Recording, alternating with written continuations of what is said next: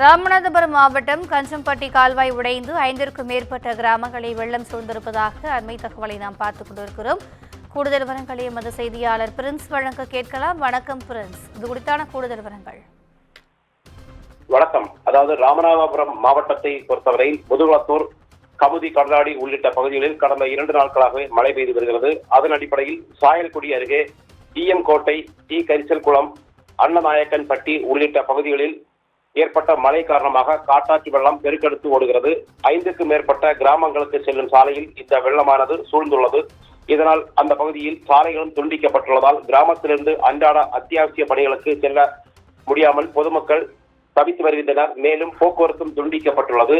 இந்த நிலையில் கிராமங்களை சூழ்ந்துள்ள காட்டாற்று வெள்ளத்தால் 2000க்கும் மேற்பட்ட ஏக்கரில் பயிரிடப்பட்டுள்ள சாகுபடி பயிர்களான மிளகாய், வெங்காயம், சோளம், மக்காச்சோளம் உள்ளிட்ட மானாவாரி பயிர்களும் வெள்ளத்தில் மூழ்கி பயிர்கள் சேதமடைந்துள்ளது.